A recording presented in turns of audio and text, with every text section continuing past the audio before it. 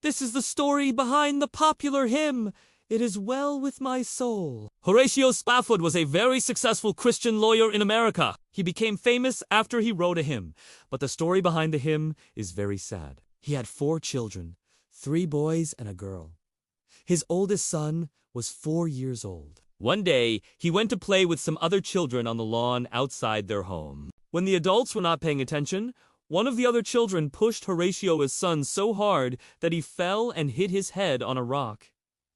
The boy died instantly. Horatio and his wife cried and prayed for their son for days, but the boy did not wake up.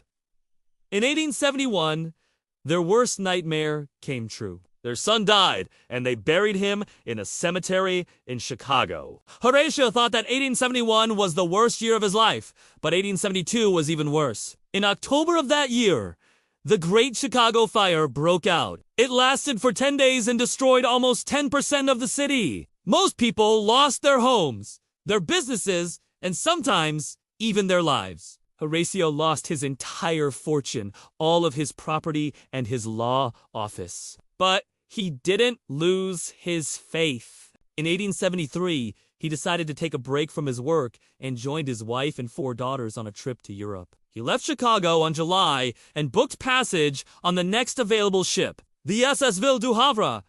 He planned to meet his family in France. When Horatio arrived at the ship, he saw that there were not many passengers. There were mostly sailors on board. He did not realize that it was a dangerous ship. On July, the Ville du Havre left New York and sailed for a few days without any problems. Then a storm suddenly appeared. The ship began to shake and many sailors got sick.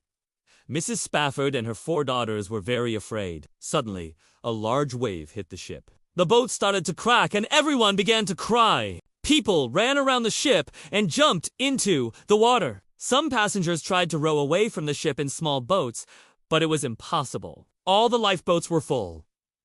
Mrs. Spafford quickly woke up and realized that she had to make a decision. She could either stay on the ship and go down with it, or she could jump into the water and try to swim to one of the lifeboats. She knew that if she stayed on the ship, she would probably die. So she took her 4 daughters and jumped into the cold ocean.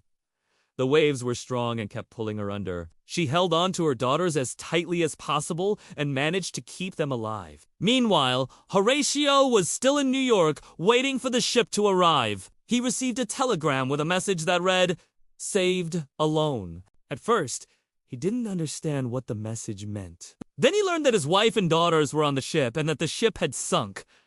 Only his wife survived. Horatio immediately took a train to the coast and searched for survivors. But unfortunately, he did not find any of his daughters alive. He returned home, completely devastated. But then he remembered that he had to pay his workers and he needed to earn money. He went to his law firm, but it had been destroyed in the fire. He had no money to buy a new building or pay for repairs. And the insurance company refused to pay him. They said, "It's an act of God." So he had no choice but to start from scratch. He was walking home alone when he stopped for a moment and thought about how terrible his life had become. He was poor again.